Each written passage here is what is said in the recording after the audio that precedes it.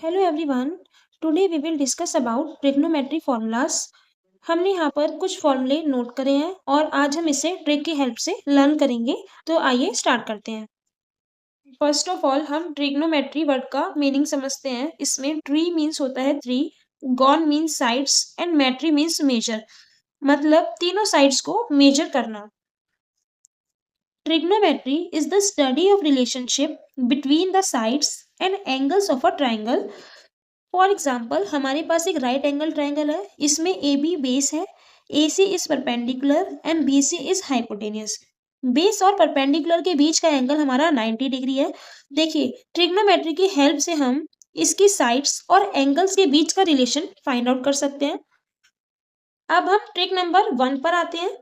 यहाँ पर P means perpendicular है, B means base, H means hypotenuse है। तो शुरू करते हैं। पंडित, बद्री, प्रसाद, हर, हर, बोले, सोना, चांदी, तोले। जब हम ऊपर से शुरू करते हैं, P बाय H हमारा साइन थीटा, S से साइन, S से सोना, B by H cos theta, C से कॉस, C से चांदी, P by B tan theta, T से टेन, T से तोले। जब हम नीचे से देखते हैं, H by P cosec theta, H by B sec theta, B by B cot theta. अब हम ट्रिक नंबर 2 पर आते हैं। हमने यहाँ पर एक रेगुलर हेक्सागन ड्रॉ करा है। रेगुलर हेक्सागन में 6 साइड्स होती हैं। इसके हमने डायगोनल्स ड्रॉ करे 1, 2 एंड 3। इसके 6 कॉर्नर्स हैं 1, 2, 3, 4, 5 एंड 6। और हमारे पास ट्रिग्नोमेट्री फंक्शंस भी 6 होते हैं। हमने एक एक करके सारे फंक्शंस को प्लेस कर दिया यहाँ पर सारे कॉर्नर्स पर। बस हमें ये याद रखना होगा कि कौन से कॉर्नर पर कौन से फंक्शन को हमें लिखना है। इसको आप 3-4 बार लर्न करेंगे, आपको याद हो जाएगा। बाकी आप थोड़ा सा ऐसे भी लर्न कर सकते हैं कि राइट हैंड साइड पर जितने भी फंक्शंस हैं वो सारे सी से स्टार्ट हो रहे हैं और लेफ्ट हैंड साइड पर 2 एस वाले हैं और बीच में टी वाला फंक्शन है। तो आप 3-4 बार इसे देखेंगे, आपको लर्न हो जाएगा। बाकी इससे फॉर्मूले लर्न करना बहुत आसान है। अब हम 1 बाय 1 इसके डायगोनल्स को देखेंगे। फर्स्ट ऑफ ऑल हम इस डायगोनल को देखते हैं। इस डायगोनल के दोनों कॉर्नर पर 2 फंक्शंस लिखे हुए हैं। एक फंक्शन हमारा साइन थीटा है और दूसरा फंक्शन कॉसेक थीटा है। ये दोनों ही फंक्शंस आपस में एक दूसरे के रेसिप्रोकल होंगे। साइन थीटा होगा हमारा 1 अपॉन कॉसेक थीटा और कॉसेक थीटा इक्वल होगा 1 अपॉन साइन थीटा।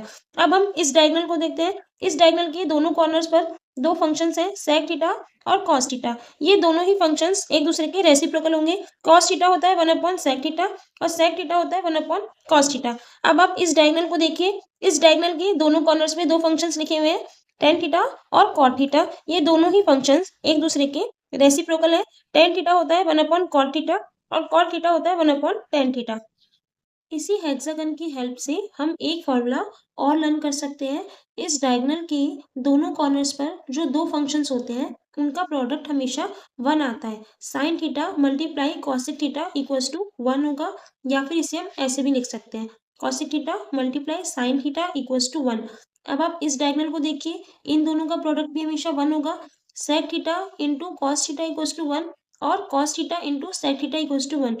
इस डायगोनल को देखिए, टेन थीटा और कॉट थीटा, इन दोनों का प्रोडक्ट भी हमेशा 1 होगा और इसे हम ऐसे भी लिख सकते हैं। अब हम नेक्स्ट ट्रिक पर आते हैं। इसके लिए हमने हेक्सागन में 3 ट्राइंगल्स को शेड कर लिया है और हमने एज्यूम कर लिया है कि इस पॉइंट पर हमारा 1 होगा। हमें क्लॉकवाइज मूव करना होगा। तो स्टार्ट करते हैं फर्स्ट ट्राइंगल से। देखिए यहाँ पे सबसे पहले आया साइन, देन कॉस, उसके बाद 1। तो ये हमारा फॉर्मूला बन गया sine square theta plus cos square theta equals to 1। इसे हम 2 डिफरेंट तरीके से लिख सकते हैं। अगर हम साइन स्क्वायर थीटा को इधर ही रखें और कॉस स्क्वायर थीटा को इक्वल के इस साइड ले जाएं तो हमारा ये फॉर्मूला बन जाएगा। सिमिलरली अगर हम कॉस स्क्वायर थीटा को यहीं रखें और साइन स्क्वायर थीटा को इक्वल के इस साइड ले जाएं तो हमारा दूसरा फॉर्मूला बन जाएगा।